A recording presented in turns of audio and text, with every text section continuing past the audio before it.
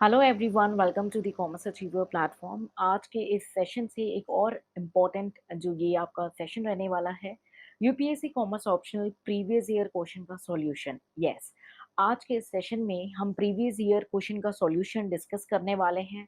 काफ़ी इम्पोर्टेंट रहने वाला है ये सेशन। स्टूडेंट्स की मल्टीपल क्वेरीज को कंपाइल अप करके इस प्रीवियस ईयर क्वेश्चंस के थ्रू आपको एक सॉल्यूशन प्रोवाइड किया जाएगा, कंप्लीट डिटेल सॉल्यूशन प्रोवाइड किया जाएगा, उस सॉल्यूशन को डिस्कस किया जाएगा। एग्जामिनेशन हॉल में कैसे रोड मैप आपको फ्रेम करना है, ये कंप्लीट डिस्कशन होने वाला है आज के इस सेशन के थ्रू।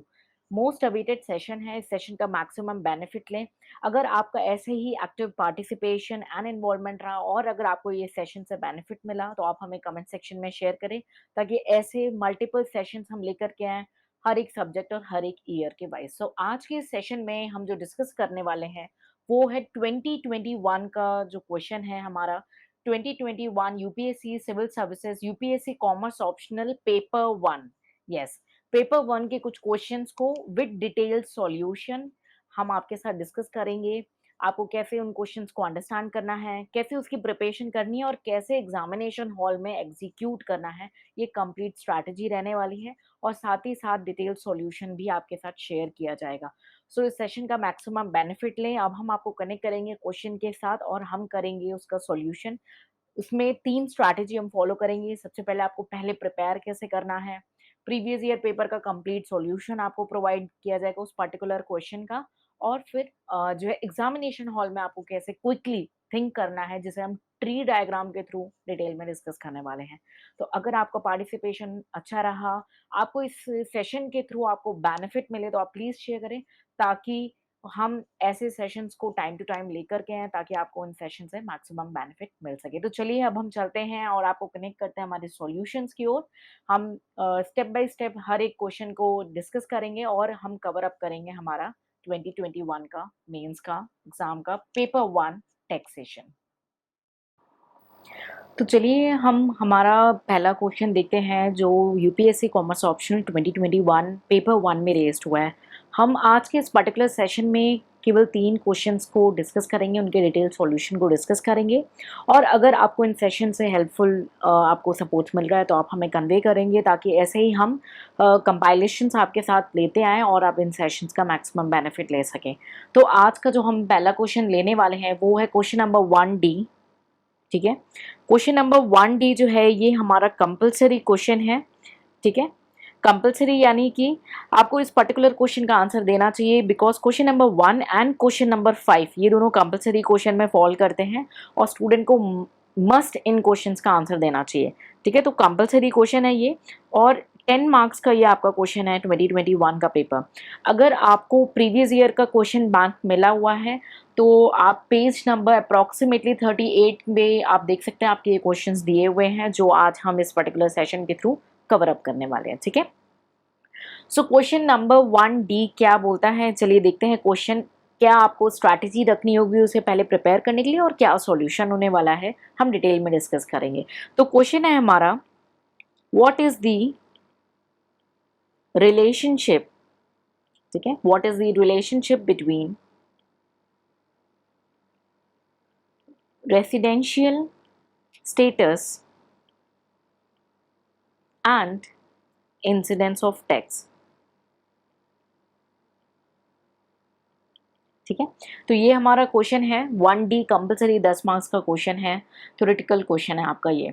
ठीक है, तो सबसे पहला जो ये क्वेश्चन है, अगर आपने जो है the marathon of UPSC commerce optional की बुक ली है, उसका एक ग्लिम्स भी मैं आपको टॉप इमेज शो कर दूंगी। ये आपका जो टॉपिक है ये है चैप्टर 2 का बेसिस ऑफ चार्ज का ये टॉपिक है और डायरेक्ट आपका ये कंटेंट गिवन है। तो कई बार आपके माइंड में होता है कि कहीं इसके अलावा कोई और मटेरियल नहीं, एक ही मटेरियल कवर करिए। आपको पूरे सेशंस के थ्रू मैं ये कनेक्ट कराऊंगी कि सब कुछ आपका उस मटेरियल से है, आपको सिर्फ उसको अच्छे से अंडरस्टैंड करना है, कवर अप करना है और मल्टीपल रिवीजन देना है, दैट्स इट। और आंसर राइटिंग प्रैक्टिस करनी है, जिसे हम टाइम टू टाइम आपके साथ शेयर करते रहेंगे। ठीक है, तो अगर आपने बुक बाय की हुई है और अगर आपको सॉल्यूशंस या क्वेश्चन आंसर की प्रैक्टिस करनी है, आपने कंप्लीट कोर्स ऑप्ट किया हुआ है और आपको आपको नहीं रिसीव हो रहा तो आप टीम को अप्रोच करें और उन सेशन का बेनिफिट ले सकते हैं। तो इसका आंसर क्या होने वाला है? तो सबसे पहले मैंने आपको बताया कि अगर आप इनकम टैक्स में अपना चैप्टर 2 इनिशियली चैप्टर है उसको आपने अगर अच्छे से कवर अप किया है तो आप इस क्वेश्चन का आंसर दे पाएंगे, इस क्वेश्चन को आप आंसर कर पाएंगे। ठीक है, तो चैप्टर 2 का ये है, आपने अगर बेसिक अंडरस्टैंडिंग भी की है तो ये आप आंसर प्रिपेयर कर सकते हैं। अब एग्जामिनेशन हॉल में अगर आपने पहले मैंने आपको आंसर कर दिया कि आपको घर पे आपने जब प्रिपरेशन की होगी आपने कहाँ से की, आपने कैसे करनी है प्रिपरेशन। ठीक है, तो ये आपका इनकम टैक्स से टॉपिक है, chapter 2 according to the marathon of UPSC commerce optional का मटेरियल। ठीक है, बेसिस ऑफ चार्ज का। ठीक है, तो उसके बाद एग्जामिनेशन हॉल में आपको क्या स्ट्रैटेजी रखनी है, आपको अगर आपने पढ़ा और आपको एग्जामिनेशन हॉल में ये क्वेश्चन आ गया तो आप क्या सोचोगे। तो सबसे पहला पॉइंट आपसे पूछा है रिलेशनशिप, यानी कि इन दोनों जो क्वेश्चन पूछा गया उसे दो पार्ट में इन दोनों का आपस में रिलेशन पूछा है। इन दो का रेसिडेंशियल स्टेटस और पूछा है रिलेशन इसका इंसिडेंस ऑफ टैक्स। अब रेसिडेंशियल स्टेटस तो आप सोचेंगे यार ये तो individual HUF AOP firm company किसके बारे में मैं आंसर करूं, बट आपको मैं ये रिकॉल कराना चाहूंगी कि आपके सिलेबस में जब डिटेल आंसर राइटिंग की बात आती है तो वहां पे उन्होंने स्पेसिफिकली मेंशन किया है जो आपको सोर्सेज कवर अप करने हैं वो इंडिविजुअल के केस में कवर अप करने हैं। तो हम इस केस में उसे इंडिविजुअल के केस में ही कवर अप करेंगे और आप इसके लिए नोट दे देंगे कि आप यहाँ पे इंडिविजुअल का स्टेटस एज अ एसएससी का जो स्टेटस है वो आप इंडिविजुअल ले रहे हैं और इंडिविजुअल का रेसिडेंशियल स्टेटस आप यहाँ पे एक्सप्लेन करने वाले हैं। ठीक है, तो ये आपको नोट दे देना है। अब हम चलते हैं आंसर की ओर कि हमारा आंसर क्या रहने वाला है। एक ब्रीफ आपको मैं आंसर देने वाली हूँ और इसका एक ग्लिम्स एक इमेज ताकि आपको एक अच्छे वर्ड्स मिल सके वो भी हम आपको टॉप इमेज शेयर कर देंगे। ठीक है, तो रिलेशनशिप जो पूछा है रेसिडेंशियल स्टेटस और इंसिडेंस ऑफ टैक्स का, इसमें जो है जो इंसिडेंस है कि भाई टैक्स पेयर का जो वो किस पे डिपेंड करता है, इंसिडेंस ऑफ जो टैक्स है किसी भी एसएससी का और हमारे केस में हम जो देख रहे हैं इंडिविजुअल का वो उसके रेसिडेंशियल स्टेटस पे डिपेंड करता है। ठीक है, रेसिडेंशियल स्टेटस पे निर्भर करता है। ठीक है, प्लस और किस पे निर्भर करता है, प्लस वो निर्भर करता है प्लेस ऑफ अक्रूवल कि या वो इनकम कहाँ पे अक्रू हुई या रिसिप्ट। ठीक है, ऑफ इनकम यानी वो इनकम कहाँ पे अक्रू हुई या अक्रू यानी ड्यू या वो इनकम कहाँ पे रिसीव हुई। ठीक है, तो आपको एग्जाम में बनाना होगा ट्री डायग्राम, लेकिन एग्जामिनेशन हॉल में मैं इस पर भी टाइम स्पेंड करना आपको पसंद नहीं करूँगी सजेस्ट। मैं चाहूँगी ये प्रैक्टिस आपको घर पे कर लेनी है, ये ट्री डायग्राम की प्रैक्टिस, ताकि आपका ब्रेन जो एक मशीन की तरह काम करे, एग्जामिनेशन हॉल में क्वेश्चन देके और आप जस्ट वहाँ पे आंसर लिख सके। इतनी स्ट्रॉन्ग प्रिपरेशन आपको करके जानी है, कॉमर्स ऑप्शनल को स्ट्रेंथ बनानी है, वीकनेस नहीं। ठीक है, तो इसमें हम 3 कैटेगरीज में हमारे जो डिस्कशन को डिस्कस करेंगे। सबसे पहले इंसिडेंस ऑफ टैक्स, अगर कोई ऑर्डिनरी जो है हमारा रेसिडेंट है। ठीक है, और दूसरा जो है हमारा नॉट ऑर्डिनरी रेसिडेंट। मैं शॉर्टकट लिख रही हूँ ताकि मेरा जो मोटो है आपको कॉन्सेप्चुअल अंडरस्टैंडिंग और आंसर क्या होने वाला है वो आपको देना है। ठीक है, और थर्ड जो आपका क्राइटेरिया होने वाला है वो है नॉन रेसिडेंट का। ठीक है, अब आपका 10 मार्क्स का ये क्वेश्चन है तो वर्ड लिमिट आपको ध्यान में रखना है। तो रेसिडेंट क्या होता है ये सारी स्टोरीज नहीं लिखनी है आपको, अक्रूवल क्या होता है, रिसिप्ट क्या होता है, ये सारी स्टोरी नहीं, सिर्फ टू द पॉइंट, क्योंकि जो वर्ड लिमिट है वो लिमिटेड होने वाली। यही अगर ये क्वेश्चन आपका 25 मार्क्स या 30 मार्क्स का होता तो आप मे बी उस कॉन्सेप्ट को ऑप्ट कर पाते। ठीक है, तो हमें सबसे पहले देखना है रेसिडेंट एंड ऑर्डिनरी रेसिडेंट, यानी टोटल इनकम किसी भी एसएससी का किसी भी प्रीवियस ईयर में। ठीक है, वो एसएससी आपका रेसिडेंट हो। ठीक है, और उस रेसिडेंट में उसके सारे इनकम इंक्लूड होंगे, ये आपका कवर अप हो जाएगा सेक्शन 5 के अकॉर्डिंग। सेक्शन 5 में जो आपका मेंशन किया हुआ क्लॉज 1 में क्या बताया गया है कि total income of any previous year of a person who is resident include all income by whatever source it is which is received और deemed to be received in India. ठीक है, receive or deemed to be received in India in such a year or on behalf of such person whether accrued or arise anywhere। ठीक है, तो receive हो रहा है या रिसीव होगा, अक्रूवल कहीं पे भी हो। ठीक है, सेकेंड क्राइटेरिया उसमें था अक्रू और अराइज और डीम टू बी अक्रू और अराइज इन इंडिया, ठीक है, अक्रू और अराइज या डीम टू बी अक्रू और अराइज, ठीक है। तो आपका ये दोनों कैटेगरी हो रहा है कि अक्रू और अराइज इन इंडिया और डीम टू बी अक्रू और arise in India during any year और रिसीव्ड कहीं पे भी हो, यानी एक चीज तो यहाँ पे होनी चाहिए, एक चीज तो इंडिया में होनी चाहिए, ठीक है। और अक्रू और अराइज भी आउटसाइड हो रहा हो,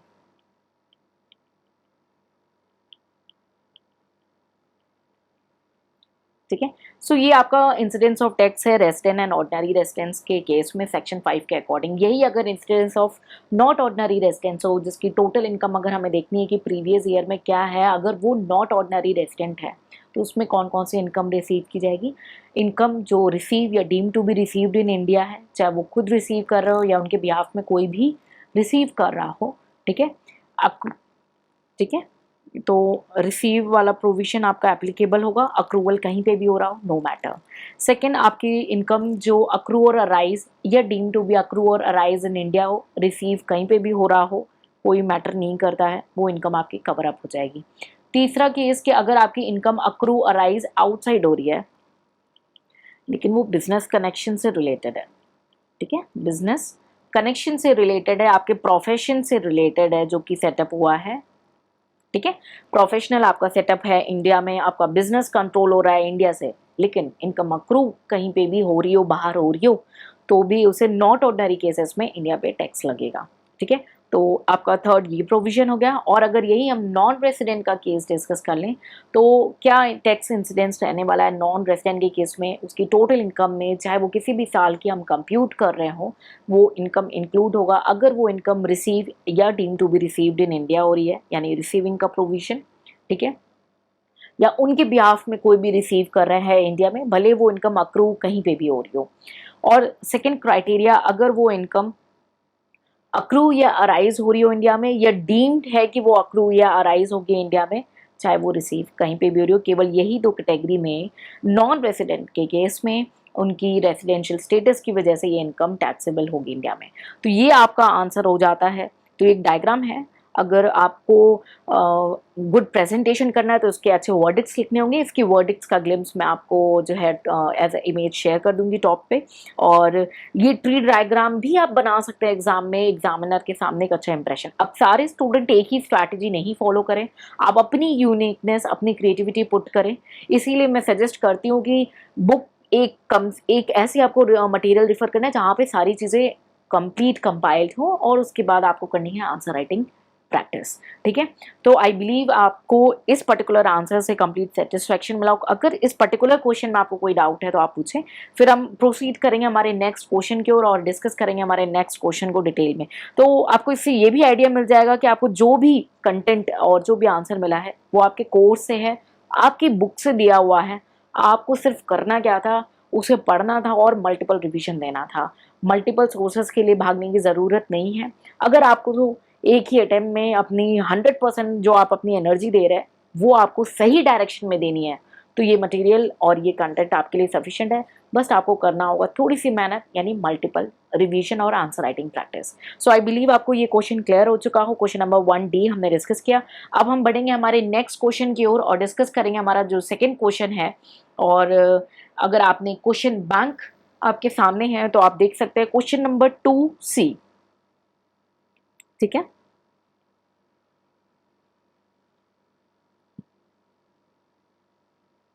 मैं क्वेश्चन आपके सामने शेयर करना चाहूंगी, ठीक है, 1 second please. Question number 2C है आपका। तो ये एक ऑप्शनल क्वेश्चन है, अगर आपको आए तो आपको अटेम्प्ट करना चाहिए। अगर आपको ये भी डाउट है कि आप चॉइस कैसे करेंगे, आप कई बार ये प्रैक्टिस कर चुके हैं फिर भी आप डिलेमा में हैं, तो आप उसे पूछें ताकि मैं आपकी क्वेरीज को अंडरस्टैंड करके उसे सॉल्व कर सकूं। तो क्वेश्चन नंबर 2C है आपका, 15 मार्क्स का क्वेश्चन है, ठीक है। तो 15 मार्क्स का क्वेश्चन है। अगर आपका 2C का, आपको क्वेश्चन पेपर का भी लिंक हम डिस्क्रिप्शन में शेयर कर देंगे, ठीक है। तो क्वेश्चन जब 10 मार्क्स का होता है तो आपको ऑन एन एवरेज 150 वर्ड्स देने हैं, 150 वर्ड्स देना है, ठीक है। उसके बाद क्वेश्चन नंबर आपका 2C जो 15 मार्क्स का है, यहाँ पे आप on an average 200 to 250 words आप अपने यहाँ पे मेंशन कर सकते हैं, ठीक है, ऑन एन एवरेज, ठीक है। तो क्वेश्चन नंबर 2C हमारा है, क्वेश्चन का लिंक भी हम आपके साथ शेयर कर देंगे, और क्वेश्चन बैंक है अगर आपके पास तो आप देख सकते हैं। क्वेश्चन क्या था हमारा, क्वेश्चन को दो पार्ट में पूछा गया। पहला पार्ट था define short term capital asset and long term capital asset, ठीक है। And second part of the question था how to compute tax on short term and long term capital gain, ठीक है। तो ये आपका क्वेश्चन था दो पार्ट में, यानी कि 15 मार्क्स का क्वेश्चन है, लेकिन वेटेज डिवाइडेड है 7.5 7.5, जिसको हम ऑन एन एवरेज ले लेते हैं कि 8-8 मार्क्स में हमारा दो क्वेश्चन डिवाइडेड है। और आपको वर्ड लिमिट्स भी ध्यान में रखनी है, ज़्यादा स्टोरी भी नहीं बेक करनी है, और अच्छा प्रेजेंटेशन करना है। अब आपको यार ये तो बहुत ही इजी क्वेश्चन आ गया एग्जाम में, चलो लिख के आते हैं कैपिटल एसेट क्या होता है, 2 लाइन उसके बारे में लिख देंगे, और 2 लाइन लिख देंगे कि भाई लॉन्ग टर्म कैपिटल एसेट क्या होता है और शॉर्ट टर्म कैपिटल एसेट क्या होता है। आपकी स्ट्रैटेजी बिल्कुल ठीक है, इसमें कोई भी मिस्टेक नहीं है आपने जो सोचा, बट ये जो आपने सोचा है ये हर एक स्टूडेंट ने सोचा है। तो आपने यूनिक क्या सोचा है कि आपको वो स्कोर ज़्यादा मिले, आपको वो मार्क्स ज़्यादा मिले, प्लस आपकी रैंकिंग हर एक मार्क्स के थ्रू, हर एक वेटेज के थ्रू वो आपकी जो रैंक है वो बढ़ती चली जाए, ठीक है। तो अगर आपने the marathon of UPSC commerce optional book refer की है तो उसका पेज नंबर 306 यानी 306 नंबर पेज पे इसका डिटेल एक्सप्लेनेशन ऑलरेडी गिवन है। अगर स्टूडेंट ने सिंसियरली कवरेज किया है तो काफ़ी अच्छा आंसर वो प्रेजेंट कर सकते थे आपका इस पर्टिकुलर क्वेश्चन के रिस्पेक्ट पे। तो चलिए हम डिस्कस करते हैं हमारा आंसर, ताकि आपके सामने एक रोड मैप क्रिएट हो सके। तो सबसे पहले मैं आपको सजेस्ट करूंगी कि आपको जो है ये नहीं एक्सप्लेन करने की ज़रूरत है कि कैपिटल एसेट क्या होता है। रीज़न बीइंग कि एग्जामिनर ने ये एक्सपेक्ट किया है कि आपको पता है, ठीक है, और उसने आपसे सिर्फ और सिर्फ स्ट्रेट अवे ये आंसर पूछा है कि भाई आप मुझे ये बता दो बस कि कैपिटल एसेट, ये शॉर्ट टर्म कैपिटल एसेट क्या है और लॉन्ग टर्म कैपिटल एसेट क्या है, मेरे को बस ये बातें आपको बतानी है। तो first part of the answer हम डिस्कस कर लेते हैं, इसकी वर्डिक्ट्स की इमेज हम आपको शेयर कर देंगे, ठीक है। तो कैपिटल एसेट जो है उसे हमने टाइम के बेसिस पे क्लासिफाई किया है, ठीक है। Classification on the basis of time आप ऐसे मेंशन कर सकते हैं, और इसको डिवाइड किया हमने शॉर्ट टर्म में एंड लॉन्ग टर्म में, ठीक है। अब शॉर्ट टर्म में जो शॉर्ट टर्म कैपिटल एसेट है वो कैपिटल एसेट है अगर एसएससी उसे 36 मंथ से ज़्यादा होल्ड नहीं करता। ध्यान देंगे 36 मंथ से ज़्यादा एसएससी अगर उस कैपिटल एसेट को होल्ड नहीं करता है तो हम उसे क्या बोलते हैं, शॉर्ट टर्म कैपिटल एसेट बोलते हैं। इसके और भी क्राइटेरिया है, नॉट टू वरी, हम उसे भी अभी कवर अप करेंगे, ठीक है। तो हमें या तो आपने इसे एक्सप्लेन करना है on the basis of time, या आप इसे कह सकते हैं on the basis of period of holding. कोई एसेट अगर है तो हम उसे कैसे क्लासिफाई करेंगे, ठीक है। मैं दोनों मेथड आपको बता दूँ, जो आपको सूट करता है, जिस मटेरियल से आप रेफर करें आप वो मेथड चूज कर सकते हैं, ठीक है। तो अगर आपने शॉर्ट टर्म या लॉन्ग टर्म में एक्सप्लेन किया तो उसे मैं भी बताऊंगी, और दूसरा पीरियड ऑफ होल्डिंग वाइज भी बहुत सारे स्टूडेंट, क्योंकि मैंने अभी रिसेंटली कई सारे टेस्ट पेपर्स चेक किए हैं जहाँ पे जो स्टूडेंट ने उसे पीरियड ऑफ होल्डिंग वाइज भी, तो ये गलत नहीं है, बट यहाँ पे मिस्टेक क्या हो रही है क्योंकि क्वेश्चन ने आपसे डिमांड क्या किया है long term and short term में, है ना। तो ये गलत नहीं होगा, ये आंसर आपका पीरियड ऑफ होल्डिंग वाइज भी ठीक है, but question period of holding के ऊपर नहीं है, क्वेश्चन आपका short term and long term के ऊपर है, उसे आप डिवाइड कर सकते हैं पीरियड ऑफ होल्डिंग में। क्लियर है। तो हम शॉर्ट टर्म पहले डिस्कस करेंगे, ठीक है। तो short term as per section आपका 242A, तो मन में क्वेश्चन आता है क्या भाई सेक्शन याद करना जरूरी है? नहीं, ऐसा कुछ भी नहीं है, गलत नहीं लिख के आना है, भले राइट मत लिखो, कुछ मत लिखो, लेकिन गलत मत लिखना, ठीक है। और लिख के आओगे और राइट लिख के आओगे तो ऑब्वियसली वो वैल्यू एडेड रहेगा। तो शॉर्ट टर्म कैपिटल एसेट क्या है? ये ऐसा कैपिटल एसेट है जो एसएससी क्या है, not more then word use हुआ है आपके लॉ में, सो यानी इक्वल टू या लेस देन 36 मंथ। और ये 36 मंथ कब से काउंट करना शुरू करेंगे? बिल्कुल प्रीसीडिंग, इमीडिएटली प्रीसीडिंग, ठीक है। किसके? डेट ऑफ ट्रांसफर के। अगर आपने क्लासेस अटेंड की तो बिल्कुल इन सारे पॉइंट्स को बताया गया है, मल्टीपल रिवीजन करो। I make sure and it's my promise कि आपको 100% अगर आपने सिंसियरली कवर अप किया है ना, कॉमर्स ऑप्शनल आपका है, nobody can stop you. ठीक है, बाकी आपको जीएस और प्रीलिम्स की प्रिपरेशन करनी होगी। ठीक है, तो वर्ड क्या हुआ है? इक्वल टू और लेस देन, यानी आपके जो वर्डिक्स है लॉ में, capital asset held by an assessee for not more than 36 months immediately preceding the date of transfer, तो वो हो गया आपका शॉर्ट टर्म। और लॉन्ग टर्म आपका कैपिटल एसेट हो गया a capital asset which is not a short term capital asset. ये तो आपका लॉ का टर्म हो गया, which is not a capital asset short term, means the assessee which is holding any capital asset for more than 36 month immediately preceding the date of transfer, ठीक है, is the long term capital asset। लेकिन इसके exception है। ठीक है, क्या exception है अभी ब्रीफली एक्सप्लेन करती हूँ। ठीक है, तो आपको जब भी एग्जाम में आंसर देना है ना, थोड़ा सा स्मार्ट होकर चलें, क्योंकि मैक्सिमम स्टूडेंट ने यहाँ तक ही आंसर दिया था। ठीक है, as per the paper checking maximum यहीं तक रुक गया है।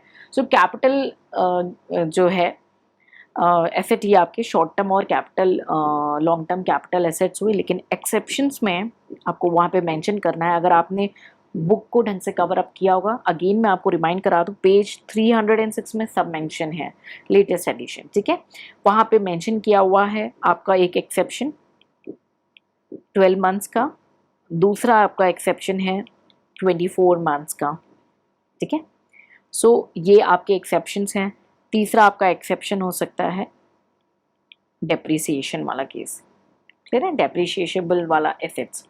ठीक है, तो ये एक्सेप्शंस आपको यहाँ पे डेफिनेटली लिखना है, जो आपको आउट ऑफ बॉक्स करेगा देन टू अदर एस्पिरेंट्स। ठीक है, तो ये आपका long term and short term, अब इतने में आपकी अच्छी खासी 8 मार्क्स के अकॉर्डिंग बोर्ड लिमिट हो जाएगी। और आपको टाइम परमिट हो रहा हो तो क्विकली आप एक जो है डायग्राम फॉर्म भी प्रिपेयर कर सकते हैं, ताकि एग्जामिनर के सामने एक रोड मैप बन सके और एक इमेज, क्योंकि पेपर चेकिंग करने के लिए बहुत ही कम समय होता है, बहुत ही कम टाइम रहता है, और उस कम समय में मैक्सिमम पेपर हमें चेक करने होते हैं। ठीक है, तो ये तो आपको इससे आइडिया लग जाएगा एग्जामिनर को कि आपको नॉलेज है इस पर्टिकुलर टॉपिक के बारे में। ठीक है, second part of the question है हाउ टू कंप्यूट टैक्स। आपसे पूछा है भाई तुम बताओ टैक्स कैसे कंप्यूट होगा, लॉन्ग टर्म और शॉर्ट टर्म, तुमसे पूछा है। तो second part of the answer हम देख लेते हैं। तो आपको टैक्स पूछा है, ये ध्यान देना चाहिए। बहुत सारे स्टूडेंट ने क्या किया, केवल शॉर्ट टर्म कैपिटल गेन या लॉन्ग टर्म कैपिटल गेन कैसे कंप्यूट करते हैं ये लिख के वो चले आए। ठीक है, तो क्वेश्चन की डिमांड को अच्छे से समझना है और उसे फ्रेम करना है। इसीलिए मैंने बोला आंसर राइटिंग क्यों इंपॉर्टेंट है, आपको प्रैक्टिस करने में आइडिया लगेगा। क्वेश्चन की डिमांड ही आप नहीं समझ पाओगे तो आप लिख के क्या होगा। ठीक है, तो आपको सबसे पहले ये बताना है कि जो कैपिटल गेन है वो नेचर ऑफ गेन में डिपेंड करता है, short term and long term. ठीक है, और जो short term and long term gain depend करता है, तो कैपिटल गेन, जो कैपिटल गेन है ऑन सेल ऑफ, ठीक है, शॉर्ट टर्म कैपिटल एसेट है तो शॉर्ट टर्म कैपिटल गेन होगा आपका। ठीक है, और यही अगर आपने सेल किया है लॉन्ग टर्म कैपिटल एसेट का तो आपको होता है long term capital gain. Step by step examiner को समझो कुछ नहीं पता है, जो पता है आपको पता है और वो आपको वहां पे लिख के आना है। ठीक है, तो शॉर्ट टर्म कैपिटल एसेट को सेल किया तो शॉर्ट टर्म कैपिटल गेन हुआ, और लॉन्ग टर्म कैपिटल एसेट को सेल किया तो लॉन्ग टर्म कैपिटल गेन हुआ। इसका एक्सेप्शन आप दे सकते हो एक डेप्रिसिएशन का, जहां पे भले डेप्रिशिएबल एसेट आपका लॉन्ग टर्म हो लेकिन उसका कैपिटल गेन जो है हमेशा शॉर्ट टर्म कैपिटल गेन होगा। क्लियर है? आई बिलीव अगर आपने इसको एक बार भी कवर अप किया होगा तो आप इसको आराम से आंसर कर पाओगे। ठीक है, तो अभी तो हमने गेन क्या हुआ वो बता दिया। ठीक है, अब एग्जामिनर से हमसे क्या पूछा है, उसकी एक्सपेक्टेशन हमसे क्या है, हमसे पूछा तुम बताओ टैक्स कैसे कंप्यूट करेंगे, तो चलिए हम ही बता देते हैं टैक्स कैसे कंप्यूट करेंगे। ठीक है, ठीक है, फुल वैल्यू ऑफ कंसिडरेशन, आपको सिर्फ कंसिडरेशन फॉर्मेट देना है। ठीक है, जिसको हम कहेंगे सेल वैल्यू ऑफ एसेट। ठीक है, थोड़ा सा स्पेस इशू है, मैं ऐसे लिखी हूँ, लेकिन आपको एग्जाम में बहुत ही अच्छे से लिखना है। आपको जगह नहीं है तो आप यहाँ पे मेंशन कर देंगे डॉटेड एरियाज में। ठीक है, प्रेजेंटेशन बहुत ही फाइन 100% जो है आपकी परफेक्ट होनी चाहिए। Expenditure incurred wholly and exclusively in connection with transfer of capital asset। ठीक है, आपको अगर एग्जाम्पल्स याद हो तो आप एक दो एग्जाम्पल लिख सकते हो, नहीं तो रॉन्ग एग्जाम्पल मत लिख के आना। अगर याद हो तो just brokerage and commission etcetera करके आपने लिख दिया और ये आपके एक्सपेंसेस हो गए। क्लियर है? अब यहाँ पे आपका क्या आ जाता है, नेट सेल कंसिडरेशन आ जाता है, नेट सेल कंसिडरेशन। ठीक है, ये आपका नेट सेल कंसिडरेशन आ गया, लेस आपने किया कॉस्ट ऑफ एक्विजिशन। अब बहुत सारे स्टूडेंट एक क्वेश्चन पूछेंगे यहाँ पे, अभी मैं बताती हूँ, 1 second please. That is purchase price of capital asset. ठीक है, आप में से बहुत सारे ये पूछेंगे मैम हम COA लिख के आ जाए। मैं फिर आपको बोलूँगी आप ये सोचो ना, एग्जामिनर को कुछ नहीं पता है, सब आपको पता है, और आप जो वर्ड लिमिट में लिख के आओगे उससे उसको पूरी नॉलेज मिलने वाली है, आपको ये मान करके बैठना है। तो आपको क्या COA लिखना चाहिए? अब आपके पास आंसर होगा नहीं, राइट? हाँ, जहाँ पे आपको मल्टीपल डिटेल सॉल्यूशन देना है और बार बार ऐसे आ रहा है तो आपने नोट मेंशन कर देना है। ठीक है, लेस कॉस्ट ऑफ इम्प्रूवमेंट, आप इसका भी एग्जाम्पल दे सकते हो। ठीक है, जैसे पोस्ट परचेजेस आपके जो कॉस्ट है, ठीक है, capital expenses on improvement of capital asset. ये तो सेल्फ इम्प्लाइड है, आप कुछ भी वर्ड एक्स में दे सकते हो, नो प्रॉब्लम। ठीक है, और अब मैंने यहाँ पे simple cost of acquisition, cost of, यानी यहाँ पे मैं आपको बताना चाह रही हूँ क्या है, short term capital gain, short term capital gain. तो क्या लगता है आपको अपनी गाड़ी यहाँ पे रोक देनी चाहिए? नहीं। क्यों? क्योंकि एग्जामिनर ने क्या पूछा है, भाई तुम ये बताओ टैक्स कैसे कंप्यूट करोगे, है ना? तो अब हमें टैक्स कंप्यूट करना है, तो हमें एक प्रोविजन को डिवाइड करना पड़ेगा कि भाई जो हमारा टैक्स है, जो क्वेश्चन की डिमांड है, वो किस कैटेगरी में फॉल करती है। ठीक है, तो अब हमने शॉर्ट टर्म कैपिटल गेन हुआ, तो अब हम क्या करेंगे, tax on short term capital gain, इसको हम दो पार्ट में डिवाइड करेंगे। ठीक है, जिसमें एक हमें होगा, हम वो कंप्यूट करेंगे जहाँ पे short term capital gain under section 111 ए के अंदर जो फॉल कर रहे हैं, और ये वो शॉर्ट टर्म कैपिटल गेन है, that is 1 second please, other than covered under section 111A। ये दो क्राइटेरिया आपकी हो गई। अब यहाँ पे आपको 111 के प्रोविजन दे देने हैं, यहाँ पे उसके अलावा जो होंगे, यानी शॉर्ट टर्म कैपिटल गेन। हम, मैं कुछ एग्जांपल देना चाहूँगी आपको, अगर कवर्ड है अंडर 111A के अंदर, यानी क्या कर रहे हैं हम, मैं सेल लिख दे रही हूँ एक बार ब्रॉड में, सेल क्या कर रहे हैं, 1 सेकेंड प्लीज, सेल क्या कर रहे हैं, इक्विटी शेयर्स का सेल कर रहा है। ठीक है, कौन से इक्विटी शेयर्स हैं, ये इक्विटी शेयर्स जो हमारे लिस्टेड है कहाँ पे, रिकॉग्नाइज्ड स्टॉक एक्सचेंज पे, और जिस पे STT लागू है, ये फॉल करे 111A के अंदर। या short term capital gain arise हो रहा है किसकी, सेल से,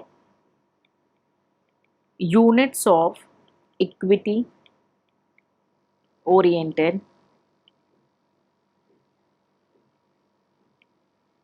म्यूचुअल फंड। ठीक है, इक्विटी ओरिएंटेड म्यूचुअल फंड जो है वो सोल हो रहा है, सेल हो रहा है आपकी, कहाँ पे हो रहा है, आपकी जो है रिकॉग्नाइज्ड स्टॉक एक्सचेंज से।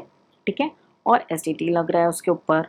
और क्या सेल हो रहा है आपका, अगर सेल हो रहा है क्या, यूनिट हो रहा है किसका, बिजनेस ट्रस्ट का। ठीक है, और क्या फॉल करता है इसके अंदर, सेल क्या हो रहा है, इक्विटी शेयर्स हो रहा है आपके, इक्विटी शेयर्स या unit of equity oriented mutual fund या बिजनेस ट्रस्ट के यूनिट। ठीक है, बिजनेस ट्रस्ट के यूनिट। ठीक है, और ये कहाँ से हो रहे हैं, रिकॉग्नाइज्ड प्लेटफॉर्म से हो रहा है, आपके रिकॉग्नाइज्ड स्टॉक एक्सचेंज से हो रहे हैं। ठीक है, लेकिन कहाँ पे, in international financial service centre, ठीक है, जहाँ पे जो फॉरेन करेंसी से आपके ट्रांजैक्शन होते हैं, भले वहाँ पे एसटीटी नहीं भी लग रहा हो, वो भी आपके 111 के अंदर आ गए। तो ये मैंने कुछ एग्जांपल दे दी कौन से, आई बिलीव आप जो भी मटेरियल रीड कर रहे हो वहाँ पे आपको डिटेल मिल रहा हो। यहाँ पे हम सिर्फ एक ब्रीफ रोड मैप ले रहे हैं, ठीक है। अब यही जो कौन से 111A के अंदर नहीं होंगे, यानी आपके जो other than recognise stock exchange में फॉल करते हैं, ठीक है, यानी other than equity share, other than equity share, यानी जो अदर देन रिकॉग्नाइज, या आपके कह सकते हैं डेप्ट ओरिएंटेड म्यूचुअल फंड हो गया, आपके गोल्ड बेचा है, सिल्वर बेच दिया है, ठीक है, इमूवेबल प्रॉपर्टी बेच दी है, तो ये अदर देन 111 के। तो जो शॉर्ट टर्म कैपिटल गेन आपका 111A के अंदर आ रहा है, ठीक है, इस कैटेगरी में आ रहा है, तो उस पर क्या लग जाता है आपका 15% टैक्स। अगर सरचार्ज एप्लीकेबल है एसएससी के केस में, तो सरचार्ज प्लस आपका सेस एप्लीकेबल होगा, ठीक है। और अगर आप नॉर्मल कैटेगरी में फॉल कर रहे आप, यानी एसएससी इंडिविजुअल एसएससी वो शॉर्ट टर्म कैपिटल गेन में है, लेकिन वो अदर देन 111A के कैटेगरी में है, तो उनको क्या होगा, नॉर्मल। अब नॉर्मल के पीछे भी बहुत बड़ी स्टोरी है, ठीक है, यानी नॉर्मल टैक्सेबल इनकम जो है नॉर्मल बेसिस पे आपको मेंशन करनी होगी, ठीक है। सो ये एप्लीकेबल होगा जो 111A है, ये केवल एप्लीकेबल है आपका रेसिडेंट के ऊपर और इंडिविजुअल और एचयूएफ के ऊपर। ये सारी पॉइंट्स आपको ध्यान में रखने हैं, ठीक है। और अगर नॉन रेसिडेंट है तो नहीं लगेगा, उनको ये बेनिफिट नहीं, ठीक है। तो रेसिडेंट इंडिविजुअल और रेसिडेंट एचयूएफ है, ठीक है, तो उनके केस में क्या है, अब जो आपके 111A में कवर है रेसिडेंट इंडिविजुअल और एचयूएफ, ठीक है, तो उनको ये बेनिफिट मिलेगा, वो एग्जाम्पशन का बेनिफिट ले सकते हैं। और नॉन रेसिडेंट इंडिविजुअल है वो कोई भी एग्जाम्पशन का बेनिफिट नहीं ले सकते। रेसिडेंशियल जो रेसिडेंट इंडिविजुअल और एचयूएफ है, ठीक है, जो आपके कवर्ड अंडर सेक्शन 111A, ठीक है, वो आप बेसिक एग्जाम्पशन का बेनिफिट ले सकते हैं, ठीक है। तो अब यहाँ पे और क्या बातें ध्यान में रखनी है, मैं इसको एक बार ब्रीफ आउटलाइन कर देती हूँ, ठीक है। अगर आपकी वर्ड लिमिट परमिट कर रही होगी तो आपको ये सारे पॉइंट्स डेफिनेटली जो है मेंशन करने चाहिए, ठीक है। कि सबसे पहले जो आपकी स्लैब लिमिट है, स्लैब की लिमिट, ठीक है, अगर रेजिडेंट इंडिविजुअल एचयूएफ है वो अपनी शॉर्ट टर्म कैपिटल गेन जो कि 111A के अगेंस्ट में कवर है, ठीक है, वो अपने जो है सबसे पहले अपनी अदर इनकम को अपने बेसिक एग्जाम्पशन लिमिट में एडजस्ट करेंगे, ठीक है। और जो बचता है बैलेंसिंग, जो बैलेंस बचता है वो आप शॉर्ट टर्म कैपिटल गेन के थ्रू एडजस्ट करेंगे, अगर कोई बच रहा है तो, ठीक है, अगेंस्ट दी सेक्शन 111A, ठीक है। और मानो बचने के बाद आपका फिर भी शॉर्ट टर्म कैपिटल गेन बच गया तो आप उस पर 15% टैक्स पे कर दोगे, ठीक है, समझ में आ रहा है, ओके। और दूसरा आपको देखना है डिडक्शंस, डिडक्शंस, तो क्या हमें डिडक्शंस मिलता है, नहीं, हमें कोई भी डिडक्शंस नहीं मिलता है T2ATU में शॉर्ट टर्म कैपिटल के गेन में जो कि 111A में कवर्ड है, ठीक है, उनमें डिडक्शन नहीं मिलेगा। ये दोनों क्राइटेरिया मैंने 111 में जो कवर्ड है उनके रिस्पेक्ट में बोला है। पहले आपको जो स्लैब की लिमिट है वो अप्लाई करनी है रेजिडेंट इंडिविजुअल और एचयूएफ के केस में, और जो बैलेंसिंग बचेगा उसको फिर शॉर्ट टर्म कैपिटल गेन में एडजस्ट करेंगे, और फिर भी बच रहा है तब आप 15% टैक्स पे करेंगे, ठीक है। और अदर देन तो आपका नॉर्मल सारा कुछ है एप्लीकेबिलिटी, ठीक है।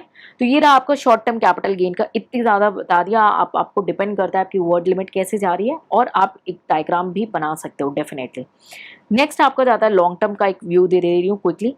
लॉन्ग टर्म कैपिटल गेन आपको शॉर्टकट नहीं लिखना है, मैं बस क्विकली, सेशन ओवर लेंदी ना हो जाए इसलिए मैं इसे थोड़ा सा क्विकली बता रही हूँ कि लॉन्ग टर्म क्या भी, क्योंकि हमें अभी एक और क्वेश्चन जो है आपके साथ शेयर करना है, एक और क्वेश्चन का डिटेल डिस्कशन आपके साथ डिस्कस करना है, ठीक है। तो नेक्स्ट जो है को एग्जामिनर ने पूछा कि अब तुम भाई ये बता दो लॉन्ग टर्म कैपिटल गेन तुम कैसे कंप्यूट करोगे, ठीक है। तो आपको अब कनेक्ट करना है कि लॉन्ग टर्म कैपिटल गेन की अगर बात हो रही है और long term capital gain compute करना है तो आपको कैसे पता, तो जो भी कैपिटल एसेट है जो लॉन्ग टर्म नेचर का है अदर देन डेप्रिसिएशन, है ना, वो आपका long term capital gain create करेगा, ठीक है। तो आपको बाइफरकेट करना है, फिर सेम आपको टेबलर बना देना है, full value of consideration same जो हमने अभी ऊपर किया, ठीक है, लेस आप करेंगे एक्सपेंडिचर, मैं शॉर्टकट लिख रही हूँ, आपको नहीं लिखना है प्लीज, ठीक है। ये आपका हो जाएगा नेट सेल कंसिडरेशन, ठीक है। नेट सेल कंसिडरेशन के बाद अब यहाँ पे हम एडजस्ट करेंगे इंडेक्स्ड कॉस्ट ऑफ एक्विजिशन, आपको शॉर्टकट नहीं लिखना है, less indexed cost of improvement, ठीक है। और बैलेंसिंग आ जाएगा आपका लॉन्ग टर्म कैपिटल गेन, ठीक है। अब इस पे आपको टैक्स कैसे कंप्यूट करना है, इसमें भी हम दो पार्ट में हमारा डिवीजन करेंगे। अगर एसएससी ने इंडेक्सेशन का बेनिफिट लिया है तब कैसे करेंगे, और एसएससी ने इंडेक्सेशन का बेनिफिट नहीं लिया है तब कैसे करेंगे, ठीक है। तो एग्जामिनर आपसे ये एक्सपेक्ट कर रहे हैं कि आपको कंप्लीट नॉलेज होनी चाहिए। Generally long term capital gain जो है वो चार्ज आपका होगा 20% पे, प्लस सरचार्ज और सेस जो भी एप्लीकेबल है। बट सर्टेन केसेस में जहाँ पे बायर को एक ऑप्शन है कि भाई आप 10% पे कर सकते हो, ठीक है, 10% पे आपको टैक्स पे करना अलाउड है। तो यहाँ पे मैं एक बार आपको एक ओवरव्यू भी दे देती हूँ ताकि आपको नॉलेज मिल जाए। तो 10% एंड 20% ये ऑप्शन हो जाएगा कुछ क्राइटेरियाज में। पहला, अगर लॉन्ग टर्म कैपिटल गेन हो रहा है लिस्टेड सिक्योरिटीज़ में और वो जो गेन है वो ₹1 लाख से ज़्यादा है, क्योंकि 1 लाख तक एग्जेम्पशन अलाउड है, ठीक है। सेक्शन भी बता दे रही हूँ 112A के अंदर ये मेंशन है लॉन्ग टर्म कैपिटल गेन का टैक्सेशन, ठीक है। और अगर लॉन्ग टर्म गेन जो अराइज हो रहा है किससे, ट्रांसफ़र कर रहे हैं किसी भी फॉर्म में, ट्रांसफ़र कर रहे हैं कोई भी सिक्योरिटी, ठीक है, वो सिक्योरिटी आपकी लिस्टेड है रिकॉग्नाइज स्टॉक एक्सचेंज में, आपके यूनिट्स, ठीक है, किसके यूनिट आपके चाहे यूटीआई के हों या म्यूचुअल फंड के यूनिट्स हों, ठीक है। और लास्ट आपका ज़ीरो कूपन बॉन्ड, ठीक है, ज़ीरो कूपन बॉन्ड में। तो इस केस में आप टैक्स 10% का आपके पास ऑप्शन है, आपका मन है तो आप लो, आपका मन नहीं है तो नहीं लो। सो कंसेशनल रेट जो 10% है कब एप्लीकेबल होगा, अगर इक्विटी शेयर्स है कंपनी में जिस पे आप एसटीटी पे कर रहे हैं, ठीक है, तो आपको ये बेनिफिट अवेलेबल हो सकता है कि आप 10% पे अपने टैक्स को पे कर सकते हैं, और अदरवाइज जो है आपका 20% है, ठीक है, और जीरो कूपन बॉन्ड। तो जो आप अगर आप बेनिफिट ले रहे हो इंडेक्सेशन का, ठीक है, तो उस केस में क्या होगा, अगर आपने इंडेक्सेशन का बेनिफिट लिया तो आपको 10% 20% प्लस सरचार्ज और सेस एप्लीकेबल है।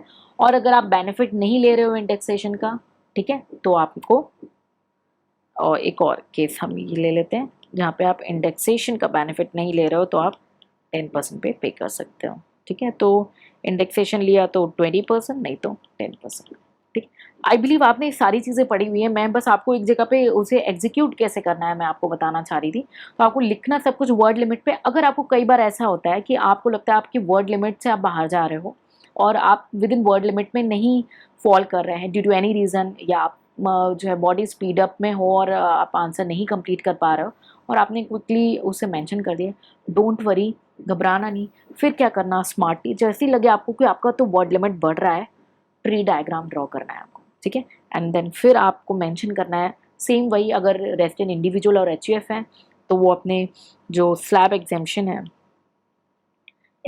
है वो एडजस्ट कर सकते हैं लॉन्ग टर्म कैपिटल गेन में, ठीक है, लेकिन नॉन रेजिडेंट को, ठीक है, और नॉन इंडिविजुअल को ये बेनिफिट अवेलेबल नहीं, यानी रेसिडेंट इंडिविजुअल अपने लॉन्ग टर्म कैपिटल गेन के प्रति अपने एग्जेम्पशन लिमिट को एडजस्ट कर सकते हैं, लेकिन पहले अदर इनकम और फिर जो बचा उसके बाद लॉन्ग टर्म कैपिटल गेन से एडजस्ट करेंगे। और फिर आप क्या बेनिफिट ले रहे हो नहीं ले रहे हो, कैसी टाइप की सिक्योरिटीज़ हैं आपकी, आपको 10% है या 20% है, you can look into that.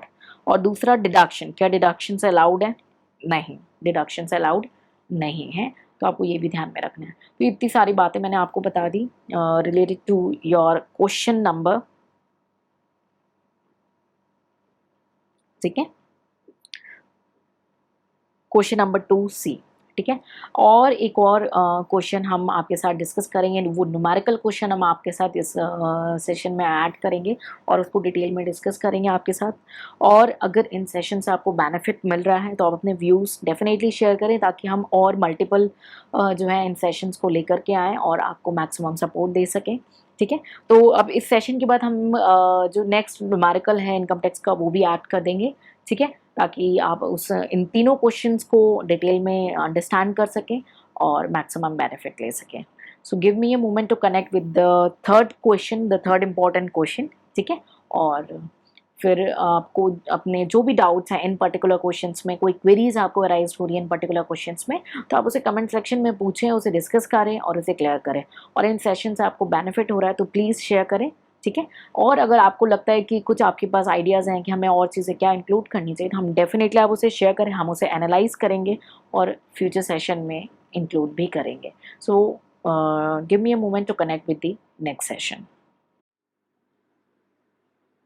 ठीक है, तो प्रीवियस ईयर पेपर में हमने डिस्कस करना है 2021 का जो हमारा लेटेस्ट एग्ज़ाम हुआ है उसका इनकम टैक्स का क्वेश्चन। तो हम पीडीएफ की ओर चले जाते हैं। आपका जो क्वेश्चन रेज हुआ है 2021 में, ठीक है, तो आप देख सकते हैं सीएससी मेंस आपका जो 2021 का यूपीएससी कॉमर्स ऑप्शनल पेपर 1 है। और आज जो हम डिस्कस करने वाले हैं इनकम टैक्स का एक क्वेश्चन, अभी रिसेंटली हमारी एक इनकम टैक्स की सीरीज़ चली है, वहाँ पे एक स्टूडेंट ने क्वेरी कि मैम हम कैसे कनेक्ट करें अपने डाउट्स को, अपने क्वेश्चन को कैसे सॉल्व करना है, कैसे। तो मैंने कहा कि हम क्यों ना इस प्रीवियस ईयर पेपर के क्वेश्चन के थ्रू आपकी सपोर्ट करें और आपकी इन क्वेरी को सॉल्व करें। आप ऐसे अपनी क्वेरीज़ पूछें ताकि आपकी क्वेरीज़ दूसरे स्टूडेंट की ना हो या आपकी वो क्वेरीज़ ना रह जाएँ। ऐसे ही मेरी कोशिश थी कि मैं इस सेशन के थ्रू हर एक स्टूडेंट को सपोर्ट कर सकूँ। तो आप ये देख सकते हैं, आपका ये क्वेश्चन है, क्वेश्चन नंबर 3A 2021 का आपका जो पेपर आप देख सकते हैं, ठीक है। तो क्वेश्चन हमारे सामने है, मिस्टर बी 49 ईयर्स है इनकी एज, रेसिडेंट इंडिविजुअल है और ये सारी डिटेल है हमारे सामने, पर्टिकुलर्स गिवन है for the year ending 31 March 2021। तो सबसे पहला पॉइंट आपको ये ध्यान देना है कि 31 मार्च 2021 जो आपका ईयर क्लोजिंग है 2021 का एग्जाम, ठीक है, और फाइनेंशियल ईयर क्या क्लोजिंग है 2021, ठीक है। तो कई बार स्टूडेंट ये क्वेरी पूछते हैं कि कौन सा प्रीवियस ईयर और असेसमेंट ईयर आएगा, तो ये एक आप चीज़ को रिलेट कर सकते हैं, ठीक है। Analysis of the bank state account in his ledger and reveals the following data, ये सारी डाटा आपको गिवन है, और compute the taxable income of mister B for the assessment year 21-22। तो आज हम इस क्वेश्चन को डिटेल में डिस्कस करेंगे, इसको कंप्लीट सॉल्व करेंगे, क्या स्ट्रैटेजी आपको ऑप्ट करनी है इनकम टैक्स की प्रिपरेशन में, ये भी साथ में डिस्कस करेंगे। तो आई बिलीव आपको एक ऑथेंटिकेटेड प्रूफ दिख गया कि हम कौन से क्वेश्चन को डिस्कस करने वाले हैं। तो अब हम आपको कनेक्ट करते हैं हमारे सॉल्यूशन की ओर, जहाँ पे हम क्वेश्चन को रिफर करते करते हम सॉल्यूशंस को भी कवर अप करेंगे। So just give me a moment. तो हम हमारे सामने क्वेश्चन है, आपने देख लिया, ये क्वेश्चन आपका 2021 का क्वेश्चन है, ठीक है। सो क्वेश्चन रीड करते हैं और फाइंड आउट करते हैं इंपॉर्टेंट पॉइंट्स। तो सबसे पहले कि मिस्टर बी हैं जो कि 49 ईयर्स के हैं, ठीक है। तो एक ये इंडिविजुअल का क्वेश्चन है और रेसिडेंट इंडिविजुअल है, furnishes the following particular pertaining to the year ending 31 March 2021। Data में हमारे पास ये सारी इन्फॉर्मेशन है जिसको हम 1 बाय 1 कंसिडर करेंगे। आपको कैलकुलेट क्या करना है, कंप्यूट द टैक्सेबल इनकम। आपको सिर्फ और सिर्फ क्वेश्चन की जो डिमांड है वो है टैक्सेबल इनकम की, जो कि आपको मिस्टर बी की निकालनी फॉर असेसमेंट ईयर 21-22, ठीक है। तो जब भी इनकम टैक्स को आप जो है ऐसे क्वेश्चन सॉल्व कर रहे हैं या घर पे भी आप प्रैक्टिस करते हैं, तो आपसे रिक्वेस्ट क्या है कि एक तो क्वेश्चन की कोई लिमिट नहीं होती कि आपको कितने क्वेश्चन करने हैं। बहुत सारे ऐसे स्टूडेंट कहते हैं कि मैम कितने क्वेश्चन कर लें कि हमें कॉन्फिडेंस आ जाए, इसकी कोई लिमिट नहीं है। इनकम टैक्स के लिए सबसे बेस्ट स्ट्रैटेजी क्या है कि आपको प्रोविजन पे अच्छे से कमांड होना चाहिए और कुछ हद न्यूमेरिकल से आपको आइडिया लग जाएगा कि क्वेश्चन को आपको जो प्रोविजन आपने अंडरस्टैंड किया उसको कैसे प्लेस करना है सॉल्यूशन के लिए, ठीक है। तो 5 to 10 न्यूमेरिकल, और अगर आपके पास एम्पल ऑफ टाइम है आप 20 न्यूमेरिकल्स भी कर सकते हैं, ठीक है। बट डिपेंड ये करता है कि आपको ऑप्शनल को वैल्यू एडेड बना के रखना है, इसको कम समय देके इसमें से मैक्सिमम आउटपुट निकालना है, ठीक है। तो इनकम टैक्स का हमारा भी रिसेंट सीरीज चला है जहाँ पे इनकम टैक्स की कंप्लीट वीडियो सेशंस जो कि अप टू डेट है अभी तक की, वो आपको इशू कर दिए गए हैं। आप उसको रेफर करके अपने जो प्रोविजंस हैं उनको अच्छे से अंडरस्टैंड भी कर सकते हैं और साथ ही साथ मेमोराइज भी कर सकते हैं। यस, आप याद भी कर सकते हैं। क्या सुनते सुनते क्या चीज़ें याद हो जाती है। अब जब आपने प्रोविजंस को अच्छे से याद कर लिया वीडियोस के थ्रू, तो फिर बात आती है आपके एग्जीक्यूशन की, ठीक है। सो आज इस एग्जीक्यूशन के थ्रू हम आपको हेल्प करेंगे कि हम कैसे सॉल्व करने वाले हैं ये क्वेश्चन। ये एक स्टूडेंट की क्वेरी थी, उन्होंने प्रोविजन को अच्छे से अंडरस्टैंड कर लिया और उन्होंने डिस्कस भी किया प्रोविजंस को काफ़ी, और कई सारे स्टूडेंट ने ऐसे सिमिलर क्वेरीज रेज करी कि मैम प्रोविजन हमने अंडरस्टैंड कर लिया और हमें याद भी हो चुके हैं, वीडियोस के थ्रू हमने उसे रिवाइज भी कर लिया, अब उसे प्लेस कैसे करना है, हमें थोड़ा सा उसका जो है रोड मैप दें। तो आज इस सेशन में हम उस रोड मैप को कवर अप करेंगे, ठीक है। तो ये क्वेश्चन आपने देख लिया है, तो हम सॉल्यूशन की ओर बढ़ते हैं। डिस्क्रिप्शन में मैं आपको जो है ये प्रीवियस ईयर पेपर का लिंक शेयर करवा दूंगी, ठीक है, टीम को बोल करके। तो आप जो है इस क्वेश्चन को पैरेलल ओपन करेंगे, इस वीडियो सेशन को देख करके सॉल्यूशन को कंप्लीटली अंडरस्टैंड कर सकते हैं। ठीक है, चलिए। तो सबसे पहले हमने जो देखा कि हमारा क्वेश्चन में गिवन क्या है। क्वेश्चन में हमारा गिवन है 1 सेकेंड। ठीक है, तो हम सॉल्यूशन की ओर स्ट्रेट अवे बढ़ रहे हैं। एंड आई बिलीव कि आपने ये क्वेश्चन पेपर साइमल्टेनियसली ओपन करके रखा है। इसकी लिंक हम आपको डिस्क्रिप्शन में शेयर कर देंगे। ठीक है, तो सॉल्यूशन में सबसे पहले हमने देखा ये कौन है, मिस्टर बी, एसएससी। आपको प्रेजेंटेशन अच्छी देनी है एग्जाम में। ठीक है, मिस्टर बी है जो कि एक इंडिविजुअल है, प्लस वो रेसिडेंट इंडिविजुअल है। ये भी हमें ध्यान देना है कि नॉन रेसिडेंट या नॉट ऑर्डिनरी रेसिडेंट नहीं है, वो एक रेसिडेंट इंडिविजुअल है। ठीक है, उसके बाद आप स्टेटस में भी ऐसे मेंशन कर सकते हैं, एसएससी आपने ऐसे लिखा इंडिविजुअल एंड देन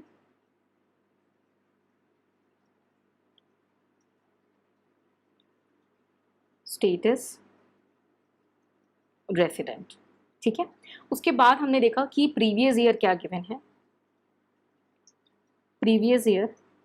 ठीक है, जो कि आपका 2020 2021। आई बिलीव ये आपको क्लियर हो रहा हो। अगर आपको प्रीवियस ईयर असेसमेंट ईयर की ही मीनिंग नहीं पता है तो इनकम टैक्स तो समझिए आपने स्टार्ट ही नहीं किया। ठीक है, सो 2020-21 ये आपका प्रीवियस ईयर हो जाता है और असेसमेंट ईयर जो है आपका 2021-2022। ये बेसिक डिटेल है जो आपको डेफिनेटली लिखनी चाहिए। प्रेजेंटेशन आपको एकदम एग्जैक्ट 100% परफेक्ट प्रेजेंटेशन आपको देनी है। ठीक है, कोई कॉम्प्रोमाइज वहां पे नहीं करना आपको। और कैलकुलेशन क्या कर रहे हैं हम, कंप्यूटेशन ऑफ टैक्सेबल इनकम। हमें सिर्फ टैक्सेबल इनकम कैलकुलेट करना है। ठीक है, और क्वेश्चन की डिमांड इनकम टैक्स को कैलकुलेट करने की नहीं है, तो हमें सिर्फ टैक्सेबल इनकम ही कैलकुलेट करना है। तो हम उस हिसाब से अपना प्रेजेंटेशन बनाएंगे। तो कंप्यूटेशन ऑफ टैक्सेबल इनकम आपने लिख लिया, बाकी ब्रीफ डिटेल हमने ऑलरेडी दे दी थी। ठीक है, पर्टिकुलर्स। ठीक है, अमाउंट इन रुपीज़। ये कोई स्टैंडर्ड फॉर्मेट नहीं है, जो आपको बेस्ट पॉसिबल सूट करता हो आप उसे जो है फ्रेम करते हैं, लेकिन एक प्रेजेंटेशन आपका परफेक्ट होना चाहिए। ठीक है, तो हम अब दो स्ट्रैटेजी ले सकते हैं। अगर आप ऐसे स्टूडेंट्स में फॉल करते हैं जिन्होंने इनकम टैक्स को अच्छे से अंडरस्टैंड कर लिया है और ऑन एन एवरेज 70 to 80% आपके प्रोविजन आपको बिल्कुल माइंड में हो सके। अब आप बोलेंगे कि मैम इतने सारे प्रोविजन है याद नहीं रहते, तो उसके लिए शॉर्टेस्ट टेक्निक मैंने आपको बता दी। और यही वजह थी कि हम वीडियो सेशंस को हमने सब स्टूडेंट्स के साथ शेयर किया कि उनको आप हेडफोन लगाएं और बिल्कुल ध्यान से सुने। मल्टीपल टाइम जब आप उसे अंडरस्टैंड कर लेंगे, उसे सुन लेंगे, तो आपको कॉन्सेप्ट माइंड में सेटल डाउन हो जाएगा, प्रोविजंस आपके माइंड में सेट डाउन हो जाएंगे। ठीक है, तो आपको मल्टीपल रीडिंग करनी है या मल्टीपल लिसनिंग करनी है, जो आपको सूट करता है वो करें। और अगर आप वैसे स्टूडेंट में फॉल करें जिन्होंने सिर्फ अंडरस्टैंड किया हुआ है, ठीक है, और अभी उनको कोई भी प्रोविजन याद नहीं है, तो आपसे रिक्वेस्ट है कि एटलीस्ट 50% आप कमांड कर लेंगे। ठीक है, क्योंकि इनकम टैक्स के साथ बेस्ट पार्ट है, ये सबसे ईजी भी हो सकता है जब आपको प्रोविजन कमांड हो और आप उसे सिर्फ प्लेस करना चाहते हो। और बहुत सारे स्टूडेंट हैं कि 100 न्यूमेरिकल कर लो लेकिन प्रोविजन याद नहीं हो, तो वो स्ट्रैटेजी यहाँ पे काम नहीं करती, क्योंकि आपको नहीं पता UPSC is full of surprises. और आप में से ही कोई मुझे ये बता दे कि ये जो 2021 का क्वेश्चन आया हुआ है, क्या ये 2019 या उससे पहले ईयर्स में आया था? नहीं, हमें सिर्फ प्रीवियस ईयर पेपर के एनालिसिस से ये पता चल गया कि ये सैलरी पे फुल फ्लेज क्वेश्चन आते हैं। ठीक है, और अब ये क्वेश्चन क्यों आया है मैं आपको विद टाइम एक्सप्लेन करूंगी, क्योंकि ये पार्ट था न्यूज का। ठीक है, तो दो स्ट्रैटेजी है आपको, या तो जो आपको पॉइंट्स गिवन है कि फॉर एग्जांपल पहला पॉइंट आपका rent receive from a vacant plot of land, ठीक है, 4 लाख रुपीज। तो आपने पॉइंट वाइज किया। अगर आप ऐसे हैं कि आपको भूल जाते कि आपने कोई पॉइंट टिक किया है कि नहीं किया है, या आपको सिर्फ क्वेश्चन पेपर में टिक करते जाना है ताकि एक भी पॉइंट, एक भी हेडिंग आपकी मिस ना हो। ठीक है, तो हम अपनी प्रेजेंटेशन के स्टार्ट करते हैं, क्योंकि सबसे पहले जो हम दिखाते हैं वो क्या दिखाते हैं, इनकम फ्रॉम आपकी सैलरी। लेकिन इनकी तो कोई सैलरी इनकम है नहीं हमारे सामने, तो हम स्टार्ट करेंगे इनकम फ्रॉम हाउस प्रॉपर्टी से। Income from house property. ठीक है, शॉर्टकट नहीं करना है, काफ़ी अच्छी आपको प्रेजेंटेशन करनी होगी, ठीक है। सो हाउस प्रॉपर्टी से रिलेटेड अगर आप देखें तो हमारे जो पॉइंट्स में गिवन है कि amount received from XP limited, एक कंपनी है जिससे अमाउंट रिसीव हुआ है मिस्टर बी को, एक एसएससी को, ठीक है, किस वजह से हुआ है, for a house at Pune for which he had been in negotiation for rent, ठीक है। मैं आपको कनेक्ट कर देती हूँ, 1 सेकेंड, ठीक है। अमाउंट रिसीव फ्रॉम कंपनी, ठीक है, तो amount receive from XP limited for house, एक हाउस से मिल रहा है जो कि पुणे में है, for which he had been in negotiation for rent enhancement, rent बढ़ाने की बात कर रहे थे ये, ठीक है, उस कंपनी को बोले थे भाई कि रेंट बढ़ा दो, ठीक है। सिंस लास्ट 4 ईयर, 4 साल से ये सिर्फ बातें चल रही थी, ठीक है। This has not been taxed in earlier year, अब ये बातें चल रही थी बट रेंट नहीं बढ़ा, बातें सेट नहीं हुई, ठीक है। और ये हाउस जो है एसएससी ने ट्रांसफर कर दिया। ट्रांसफर की डिफिनीशन आई बिलीव आपको पता हो, ट्रांसफर मीन सेल या आपने किसी और को गिफ्ट करना, कुछ भी, यानी इसकी जो ओनरशिप है वो ट्रांसफर हो चुकी है। तो ट्रांसफर हो गया कब, मार्च 2020 में, यानी लास्ट फाइनेंशियल ईयर में ये ऑलरेडी जो है ट्रांसफर हो चुका है किसी और को, यानी नए फाइनेंशियल ईयर में आने से पहले ये प्रॉपर्टी किसी और के पास जा चुकी है। लेकिन एसएससी को अमाउंट रिसीव हुआ है, उसके बैंक अकाउंट में पैसे आए हैं, उसकी इनकम है, क्या ये टैक्सेबल होगी, चलिए देखते हैं, ठीक है।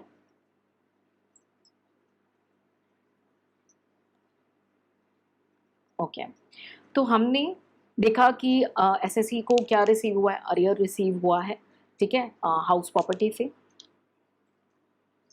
Arrear of rent.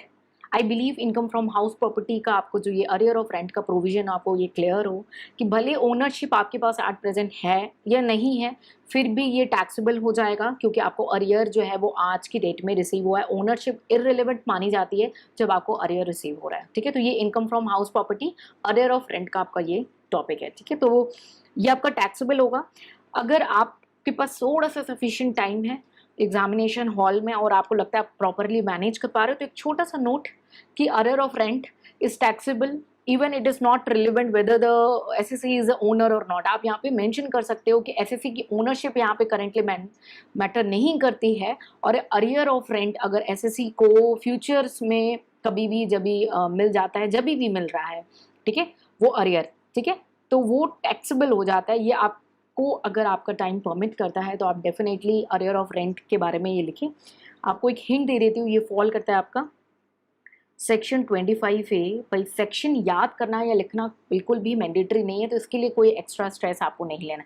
Provision clear होने चाहिए, प्रोविजन माइंड में सेटल होने चाहिए और उसका प्रॉपर प्लेसमेंट होना चाहिए, ठीक है। तो हमने देखा कि हमारा जो अरियर ऑफ रेंट है जो हमें एसएससी से मिला है, ठीक है, वो कितनी अमाउंट है आपकी, 4 लाख रुपीज़, ठीक है। तो ये सेक्शन मैंने हिंट दे दिया बट अभी मैं इसको इरेज कर दूंगी,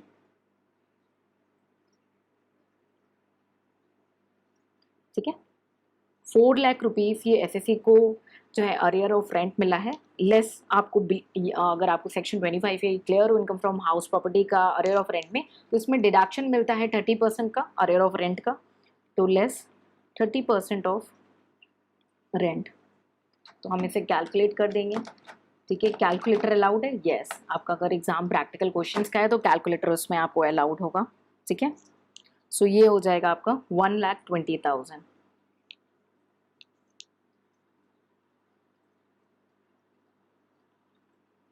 1 second please, amount is not 4 lakh, it's 3 lakh, sorry,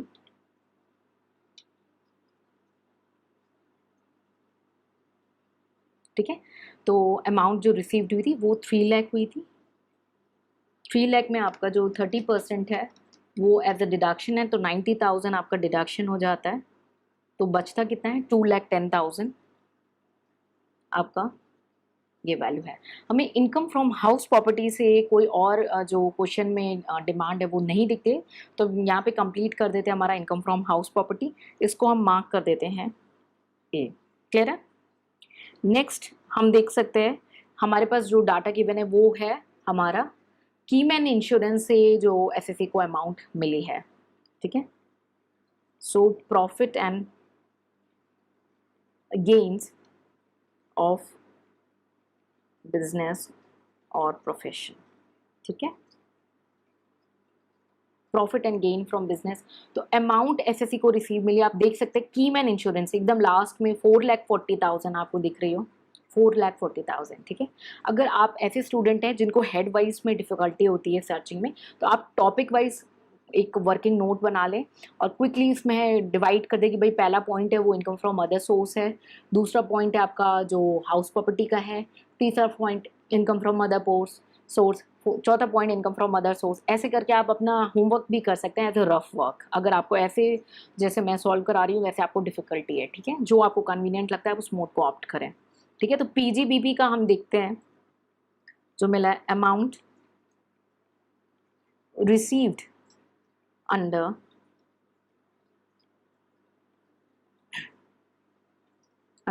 की मैन इंश्योरेंस पॉलिसी, ठीक है। तो आपको क्वेश्चन अपने सामने खोल करके रखना है ताकि आपके लिए जो ये सेशन हो थोड़ा सा और इजी हो जाए, ठीक है। तो हम अमाउंट देखते हैं, की मैन इंश्योरेंस से जो अमाउंट हमें मिली है जो एसएससी के बैंक अकाउंट में रिसीव हुई दिख रही है, इस पे लग जाएगा टैक्स और ये अमाउंट है 4,40,000, 4,40,000। आई बिलीव आपको ये दोनों अमाउंट अच्छे से दिख गई हो। हम देख लेते हैं और कोई इनकम पीजीबीपी के अंदर तो नहीं है, तो आप देख सकते हैं और कोई सोर्स ऑफ इनकम जो है हमारी पीजीबीपी के अंदर नहीं आती है। अब नेक्स्ट बढ़ते हैं, हमारा कोई कैपिटल गेन से इनकम तो नहीं है, तो हमने चेक कर लिया हमारी कैपिटल गेन से भी कोई और इनकम नहीं है। बढ़ते हैं हम इनकम फ्रॉम अदर सोर्स की तरफ, इनकम फ्रॉम अदर सोर्स, ठीक है। अब इनकम फ्रॉम अदर सोर्स में सबसे पहला पॉइंट आपको देखते हैं विनिंग, जो एक गेम शो है उस विनिंग दिख रही है हमें, तो इस विनिंग को हम देख लेते हैं। Sorry, rent receive from vacant plot of land भी है, ठीक है। तो rent receive from vacant plot of land लिख देते हैं हम पहले, rent received for a vacant plot of land, ठीक है। सो रेंट रिसीव जो ही है वो ही है 4,00,000 rupees, income from other source, ठीक है। उसके बाद हमें और कौन सा जो दिख रहा है, सेकंड हमारा इनकम फ्रॉम हाउस प्रॉपर्टी हो चुका है। नेक्स्ट जो है हमारा गिफ्ट है, तो गिफ्ट का जो प्रोविजन है उसे हम ऑल टुगेदर साथ में देखेंगे, ठीक है। 1 second please, okay.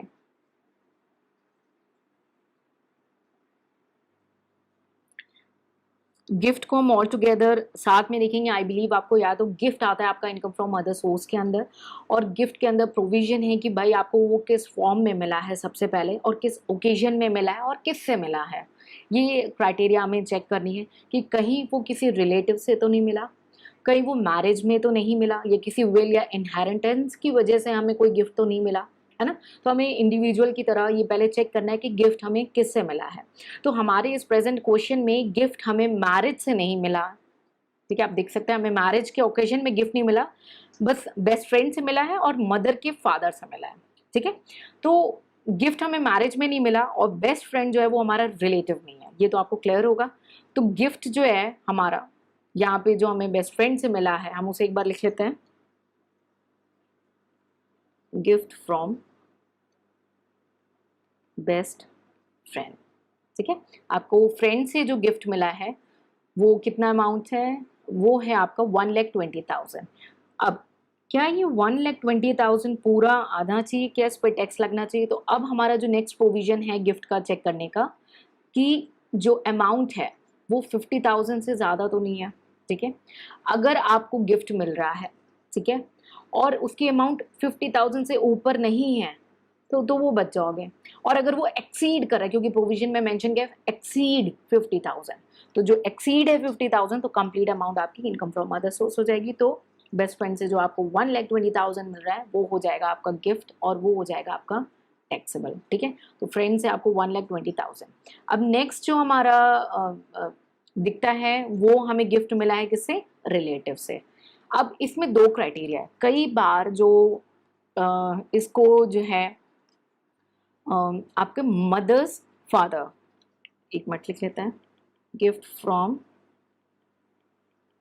Mother's father, इस पे मैंने स्टार मार्क किया है, रीजन बीइंग इसके 2 पॉइंटर मैं बताऊंगी और इसके लिए आपको नोट भी देना होगा आपके एग्जाम में।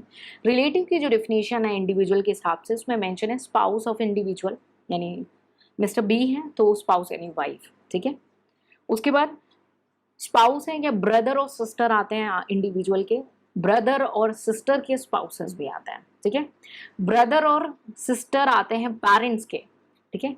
लीनियल इंसिडेंट और डिसिडेंट आता है इंडिविजुअल का, उसका खुद का, और लीनियल एसिडेंट और डिसिडेंट आता है उसके स्पाउस का, ठीक है। लेकिन यहाँ पे मदर के फादर की बात हो रही है, ठीक है। तो ये जो फाइनल क्लॉज है, जो 7th क्लॉज है आपके रिलेटिव का, जहां पे spouse of any of the person above of any of the above, ठीक है, तो इसमें हम इसे रिलेटिव नहीं मानेंगे। आपको इसके लिए नोट देना होगा कि आपने इसे रिलेटिव की डिफिनीशन में कंसिडर नहीं किया है, ठीक है, क्योंकि जो आपको ये गिफ्ट मिला है वो मदर के फादर से मिला है और ये टैक्सेबल हो जाएगा सेक्शन 56 सब क्लॉज 2(10) में, ठीक है, क्योंकि ये मैटरनल ग्रैंड पेरेंट्स है, लीनियल एसिडेंट या डिसिडेंट नहीं है, ठीक है। तो ये जो हमारी अमाउंट है, कितनी अमाउंट है मदर के फादर की, 1,60,000, ये भी 50,000 से ऊपर है, मैरिज में मिली नहीं है, रिलेटिव ये है नहीं, तो ये फुल्ली टैक्सेबल हो जाएगा as income from other source. I believe आप सेटिस्फाइड हो रहे हो, और अगर नहीं हो रहे हो तो बिना सेटिस्फेक्शन के जाना मत। साथ ही साथ अपनी जो भी आप मटेरियल यूज़ कर रहे हैं उसका income tax, income from other source का डिफिनीशन जो है रिलेटिव का, उसे डेफिनेटली आप रेफर कर लें, ठीक है। तो ये हमारा गिफ्ट का प्रोविजन हो गया, ठीक है। अब आता है विनिंग, तो ये कम्प्लीटली टैक्सेबल है क्योंकि ये 50,000 से एक्सीड कर रहा है, ठीक है। नेक्स्ट हमारा आ रहा है winning from a TV game, from a TV game. अब यहाँ पे पॉइंट वर्ड यूज हुआ है नेट, इस पे भी मैं आपका थोड़ा फोकस कराना चाहूँगी। यहाँ पे 1 स्टार मांगा है क्योंकि ये जनरली मैंने क्वेश्चन पेपर्स में देख किया है कि स्टूडेंट मिस्टेक करते हैं। यहाँ पे विनिंग जो है वो नेट है, यानी टीडीएस वगैरह हटा के, भाई आपकी इनकम तो पूरी होगी ना, फिर आप उस पर टैक्स पे करते हो और टीडीएस लास्ट में माइनस होता है, ठीक है। तो इसीलिए यहाँ पे हम हमारी क्रॉस अमाउंट लेकर के, तो नेट अमाउंट हमारी कितनी गिवन, हम एक बार देख लेते हैं। हमारी नेट अमाउंट गिवन है 1,40,000, है ना। तो विनिंग फ्रॉम टीवी शो आपको क्रॉस दिखाना है हमारे, तो 1,40,000 है, और विनिंग्स पे आपको पता होना चाहिए जो टीडीएस है, जो टैक्स रेट है वो 30% स्पेसिफिक जो है आपका विनिंग पे रेट है। तो हम इसे कैलकुलेट कर लेंगे, ठीक है। ये आपका 30% रेट है, प्लस उस पर सेस वगैरह लिखता है तो आपको कई बार 31% पॉइंट समथिंग नजर आएगा, बट जो टैक्स का रेट है हमें केवल टैक्स हटाना है और इसे ग्रॉस कैलकुलेट करना है, ठीक है। 100 माइनस 30, क्योंकि क्यों किया, अब इसे रटना मत, क्योंकि ये जो वैल्यू हमारे क्वेश्चन में गिवन है ये टीडीएस का हटा करके 70% गिवन है, और हमें 70 को बैक कैलकुलेट करके अपनी 100% वैल्यू दिखानी है जो हमें विनिंग हुई थी। उसके बाद हम उस पर टैक्स पे करेंगे और टीडीएस एडजस्ट करेंगे, ठीक है। तो याद मत करना, कोई भी चीज रटना नहीं, अंडरस्टैंड करना। 1,40,000 इंटू 100 डिवाइडेड बाई 70, ये हो जाता है आपका 2,00,000 रुपीज, ठीक है। कोई भी चीज आपको रटनी नहीं, आपसे रिक्वेस्ट है, ठीक है। विनिंग हो गया आपका 2,00,000 rupees income from other source. उसके बाद अमाउंट जो है फॉरफीट की है, कौन सी अमाउंट फॉरफीट हुई है, initially paid by the buyer of his vacant plot since the buyer could not finalise the agreement. तो बायर ने जो एग्रीमेंट फाइनलाइज नहीं की थी, और इसमें ये जो है हमारा लेटेस्ट अमेंडमेंट है, not exactly the near latest but last few years में, तो इसीलिए ये आपके जो क्वेश्चन का पार्ट बना था। तो अमाउंट जो फॉर फीचर है 6,20,000, ये आपकी हो जाएगी इनकम फ्रॉम अदर सोर्स, ठीक है। अमाउंट फॉरफीटेड, ठीक है। तो ये जो फॉरफीटेड है because of the cancellation of that agreement, ठीक है, कितनी है 6,20,000, ये स्टेट अवे आपकी अमाउंट हो जानी है। उसके बाद हमने की मैन इंश्योरेंस इनकम पीजीबीपी था और वो टोटली हमारा हो चुका है। तो हम टोटल कर सकते हैं हमारा इनकम फ्रॉम अदर सोर्स। एक बार पहले देख लेते हैं और क्या हमें आइटम्स गिवन है, ठीक है। उसके बाद हमें जो गिवन है अभी एग्रीकल्चर इनकम भी रह रहा है और इंटरेस्ट रह रहा है हमारा पीपीएफ का, क्योंकि जो डोनेशन है वो एटीजी का पार्ट है, ठीक है। Interest credited in PPF, so PPF account इन्होंने जो खोला है ड्यूरिंग द ईयर में, उसमें इंटरेस्ट इनको मिला है। तो आपको पता होना चाहिए पीपीएफ का रूल है triple E, exempt exempt exempt, जो अमाउंट डिपॉजिट करो वो एग्जेम्प्ट है, जिसको इंटरेस्ट मिल रहा है वो एग्जेम्प्ट है, और जो विड्रॉ करोगे वो भी एग्जेम्प्ट होगी। तो यहाँ पे कुछ भी टैक्सेबल नहीं होने वाला है, ठीक है। अब पीपीएफ का कंट्रीब्यूशन हमारा एटीसी का डिडक्शन है, तो वो भी अभी हमारे इनकम फ्रॉम अदर सोर्स का पार्ट नहीं है। नेक्स्ट है एग्रीकल्चर इनकम। अब आपको ये प्रोविजन याद होना चाहिए, एग्रीकल्चर इनकम। एग्रीकल्चर इनकम है क्यों? क्योंकि लैंड जो है इंडिया के बाहर है, लैंड मलेशिया में है, और ये एग्जेम्प्ट नहीं होगा बिकॉज लैंड कहाँ है? आउटसाइड इंडिया है। तो अमाउंट क्या हो जाएगी? 3,60,000। इसको सेक्शन 10 में एग्जेम्पशन नहीं मिलेगा। आई बिलीव यहाँ तक आपको कोई भी डाउट नहीं होना चाहिए। तो हम income from other source calculate कर लें एक बार।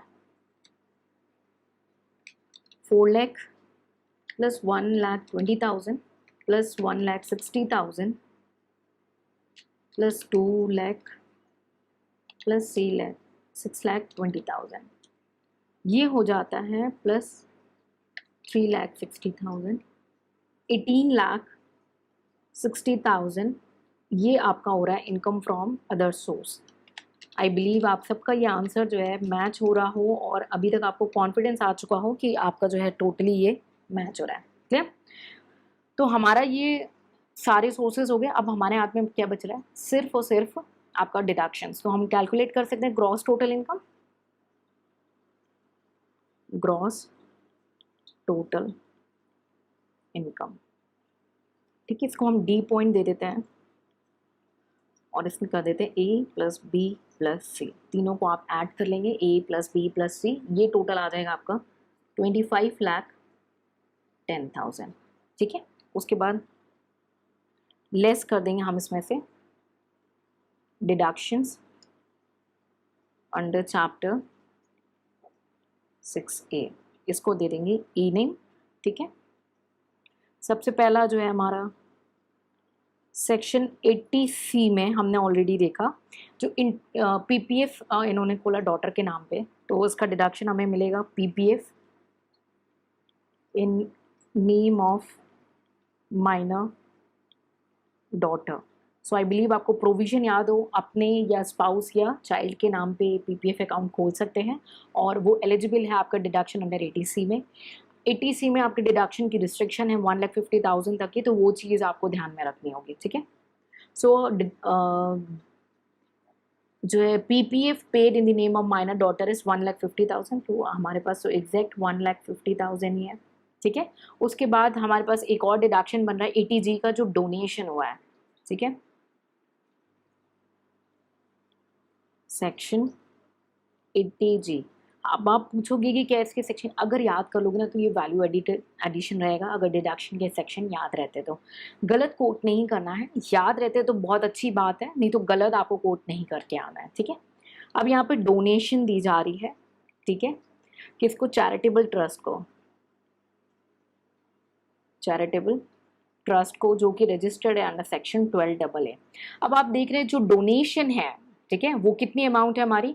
Donation given in cash, donation given in cash to a charitable trust registered under section 12AA 24,000।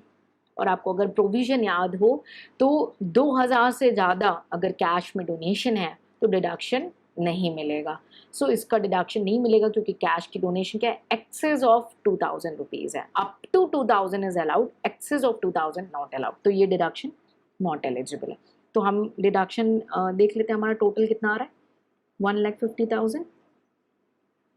Clear? Satisfied? अब टैक्सेबल इनकम हमारा टोटल इनकम आ जाएगा, टोटल इनकम डी माइनस ई, D minus ई, ठीक है, minus 1,50,000, ये हो जाएगा आपका 23,60,000 जो आपकी डिमांड थी क्वेश्चन की। So this is your solution, ठीक है। राउंड ऑफ 0 में है आंसर, तो इसे कोई राउंड ऑफ में आपको करने की एक्स्ट्रा ज़रूरत नहीं है, सब कुछ आपके सामने। अब एक इम्पॉर्टेंट पॉइंट, कई बार स्टूडेंट ये पूछते हैं कि मैम क्या हम पूरा फॉर्मेट बना लें और उसमें चीज़ें पुट करते हैं? हाँ, वो भी एक टेक्निक आप कर सकते हो कि एग्जैक्टली आप जो कंप्यूटेशन ऑफ इनकम की है कंप्लीट एक फॉर्मेट बना लो, ठीक है? और income from house property separate calculate कर लो एज़ अ वर्किंग नोट और उसे सिर्फ़ और सिर्फ़ इस फॉर्मेट में पुट करते चले जाएँ, ठीक? अब वो भी फॉर्मेट कर सकते हैं। आपसे रिक्वेस्ट ये है कि प्रेज़ेंटेशन आपको बहुत ही फाइन देनी है। जैसे मैंने आपको ये चीज़ बताई है, आपको एसएससी स्टेटस, प्रीवियस ईयर और असेसमेंट ईयर कैलकुलेट लिखना है। फिर कंप्यूटेशन की क्या डिमांड है और अगर टैक्स बोला है, तो टैक्स का कंप्यूटेशन का ब्लॉक आप सेपरेटली बना करके काफ़ी क्लीन, नीट एंड क्लीन आप प्रेज़ेंटेशन देंगे। अब आपने आज इस क्वेश्चन को किया, आई बिलीव आपको यहाँ से ये चीज़ क्लियर हो चुकी होगी कि जो हमारा इनकम टैक्स है, अगर इसके प्रोविज़न आपको अच्छे से आते हैं, इसके प्रोविज़न आपको अच्छे से क्लियर है, तो इसे सिर्फ़ अच्छे से प्लेस करना आना है। तो प्रोविज़न पे कमांड करें, वीडियो सेशन पब्लिकली आप सबके पास इश्यूड है, उसका मैक्सिमम बेनिफिट लें। कोई डाउट है उसे वहाँ पे पूछें, उसे क्लियर करें, ठीक है? और एग्ज़ीक्यूशन करना सीखें। कई सारे न्यूमेरिकल हमने ऑलरेडी कवर अप भी कराए हैं विद टाइम। हम आपको और भी क्वेश्चन्स करवाते रहेंगे, आप हमारे साथ जुड़े रहें, इन सेशंस का मैक्सिमम बेनिफिट लें, ठीक है? So I believe Jin students ने एग्ज़ीक्यूशन कैसे करना है और क्या रोड मैप हमें ऑप्ट करना चाहिए, देखिए कॉमर्स जो है आपका, वो आपकी स्ट्रेंथ होनी चाहिए, वीकनेस नहीं, तो कम समय में मैक्सिमम आउटपुट आपको निकालना है, ठीक है? So I believe I helped you and कोई भी डाउट हो, कोई डायलेमा हो तो आप हमारे साथ डिस्कस कर सकते हैं। See you in the next session और कुछ नया लेकर के आएँगे। हर बार कुछ मेरी कोशिश रहती है कि अगर कोई क्वेरी रहती है तो मैं उसे कैसे ईज़ीएस्ट पॉसिबल मैं आपके साथ शेयर कर सकूँ, ठीक है? So I hope I helped you. So keep sharing your words. Till then take care, bye bye and जय हिंद।